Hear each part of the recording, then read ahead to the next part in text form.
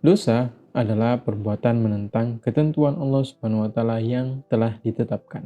Dosa terhadap Allah Subhanahu wa taala mungkin akan selesai ketika kita meminta ampun dan tidak akan mengulanginya kembali. Beda hal jika kita berdosa kepada sesama manusia. Dosa tersebut tidak akan diampuni jika yang kita sakiti hatinya tidak memaafkan kita. Inilah yang disebut oleh Kang Jalal, yaitu dosa yang dapat membakar taman surga. Nah, taman surga yang dianalogikan Kang Jalal ini adalah perbuatan amal baik kita di dunia. Lantas, apa yang membuat taman surga kita terbakar?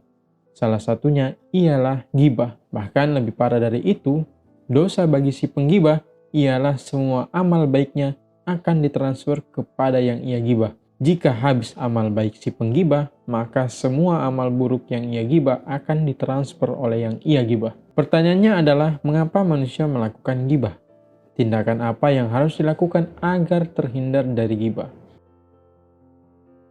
Nah, gibah atau bergunjing adalah perbuatan yang menceritakan seseorang dengan hal yang tidak disukainya.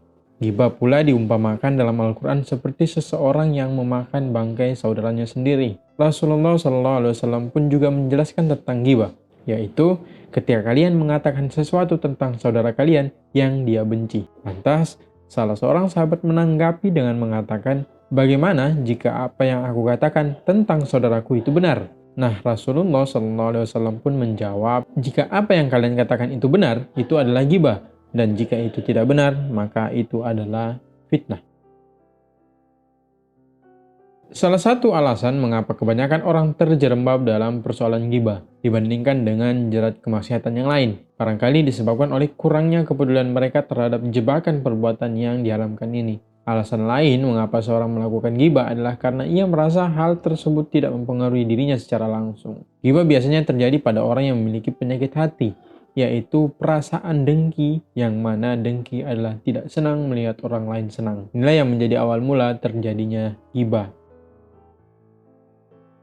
Nah, untuk dapat mengetahui tindakan pencegahan, ada baiknya yang harus kita lakukan terlebih dahulu adalah menentukan sebab-sebab yang menimbulkan penyakit dari perilaku tersebut, dan lawan dari sebab itu merupakan penangkalnya. Adapun sebab yang terjadinya gibah yang dijelaskan oleh Imam Ja'far Shadiq adalah, yang pertama, mencari kepuasan untuk kemarahan seseorang. Dikarenakan sebab dari gibah adalah perasaan dengki pada seseorang penggibah, yang mana ia senang melihat orang lain susah dan tidak senang ketika seseorang mendapat kesenangan. Yang kedua adalah sepakat dengan sebagian orang. Sebab terjadinya gibah dalam suatu kelompok dikarenakan ia takut dikucilkan ketika ia menolak jika seseorang dibicarakan. Maka dari itu, ia juga harus berkontribusi ketika ada seseorang yang sedang dibicarakan tersebut. Yang ketiga adalah mempercayai suatu laporan tanpa memverifikasinya. Yang keempat adalah tuduhan palsu. Yang kelima adalah prasangka buruk. Dan yang keenam adalah kedengkian. Yang ketujuh adalah ejekan, yang kedelapan adalah keangkuhan, yang kesembilan adalah ketidaksenangan, dan yang kesepuluh adalah pembualan. Kurangnya pengetahuan kita terhadap gibah membuat kita selalu ingin melakukan gibah tersebut. Yang bisa jadi sebab mengapa kita melakukan gibah ialah kita iri dengan orang tersebut, bahkan kita dengki.